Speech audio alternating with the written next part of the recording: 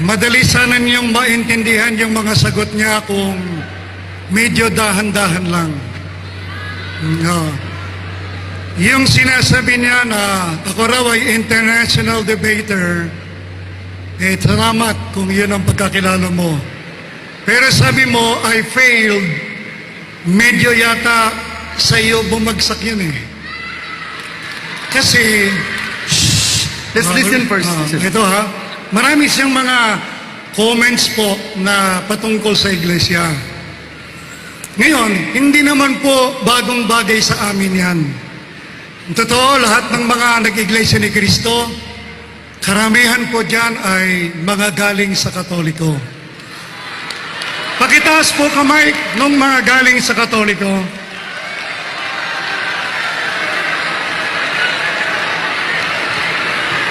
Oh.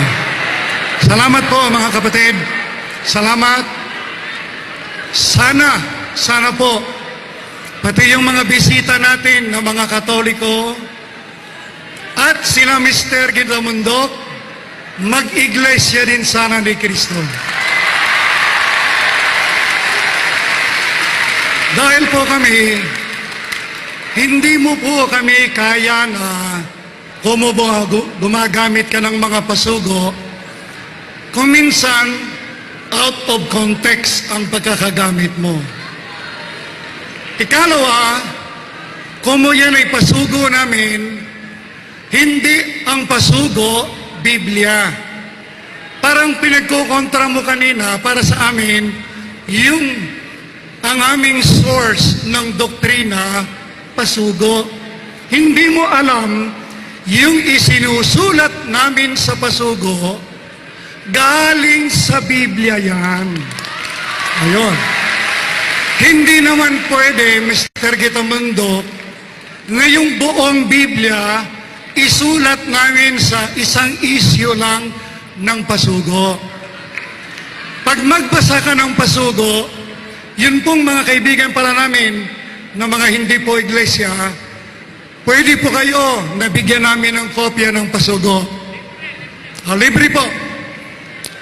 Bahala kayong makipag-usap sa mga kapatid namin.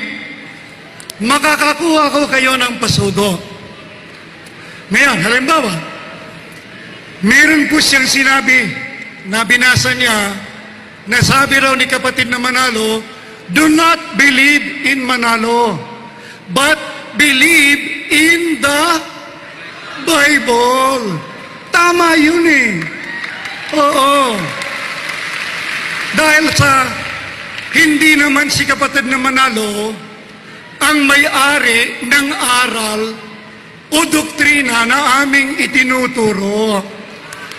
Pagka dadalo ka sa doktrina, in case lang, you will listen to our fundamental doctrines with an open mind, ay baka matulad ka rin sa milyon-milyong Pilipino na dati Katoliko, nag-iglesia ni Kristo.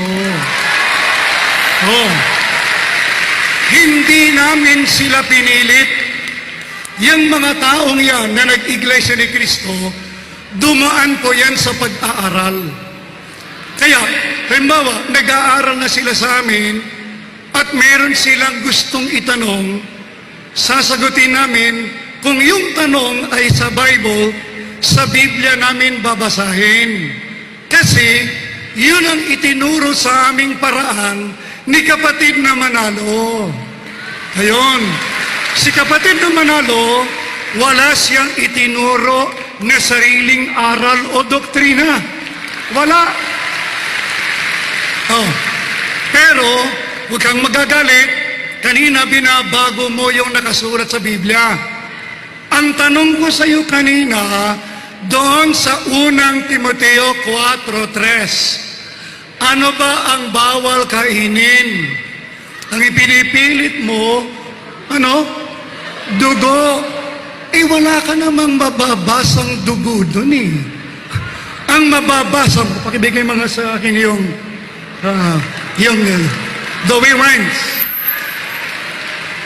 Alam niyo mga kaibigan, kung si Mr. Gitamundok ay maging honest lang, Babasahin ko na lang.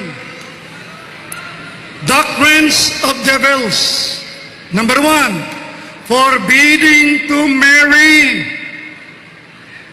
to abstain from meats. Ano ba yung meats? Dugo o karne? Ayun. Thank you for watching. Follow for more videos.